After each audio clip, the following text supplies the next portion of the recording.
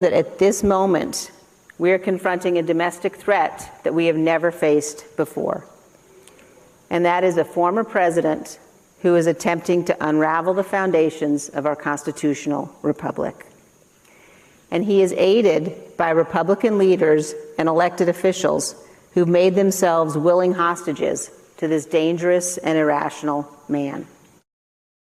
As the full picture is coming into view with the January 6th committee, it has become clear that the efforts Donald Trump oversaw and engaged in were even more chilling and more threatening than we could have imagined. As we have shown, Donald Trump attempted to overturn the presidential election. He attempted to stay in office and to prevent the peaceful transfer of presidential power. He summoned a mob to Washington.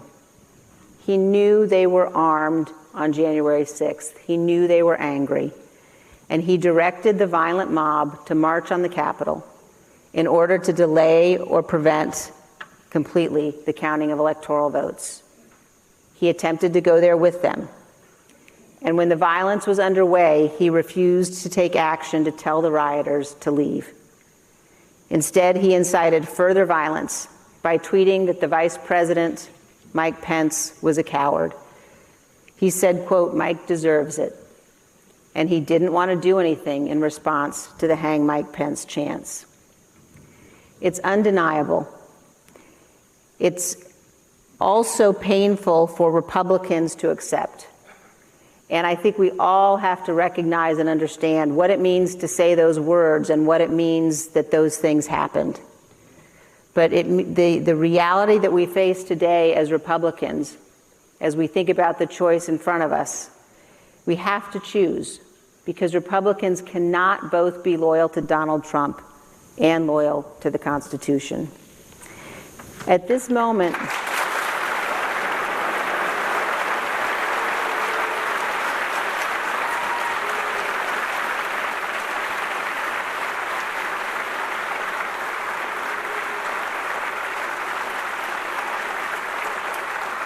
Okay, just to preempt any Republicans who might claim that Liz Cheney is speaking at the, Green New Deal conference in Los Angeles, these remarks were delivered at the Reagan Library during a speaker series entitled A Time for Choosing Speaker Series.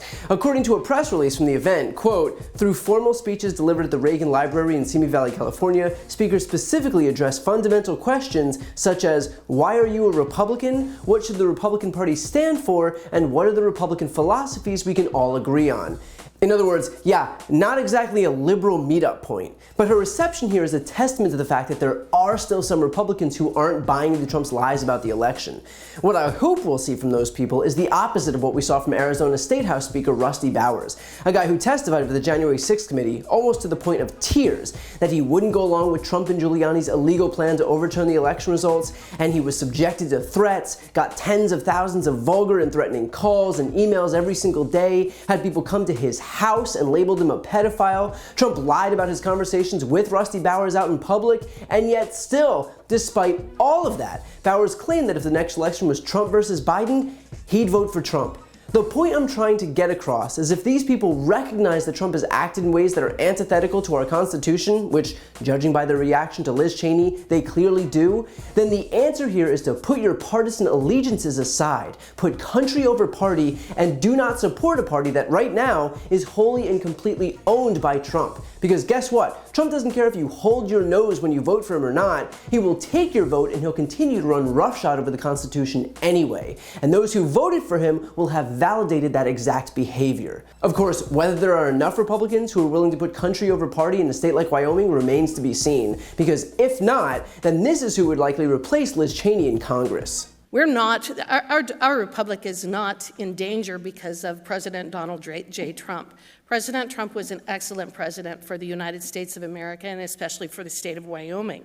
The threat to our republic really comes from other sources, including the fact that right now we're seeing that we have two different systems of justice in this country, where we have one system of justice where you have people like Hunter Biden or Hillary Clinton, or even Joe Biden, who are not accountable or held accountable for the decisions and the bad acts that they undertake.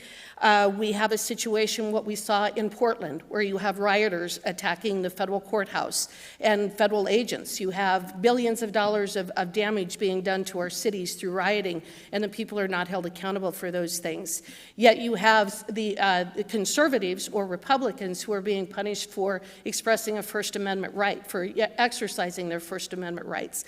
I do not believe that the Republican Party is at some kind of an impasse where we're splitting into these splinter groups. I think that the Republican Party is actually very united in the fact that the current administration is an absolute disaster.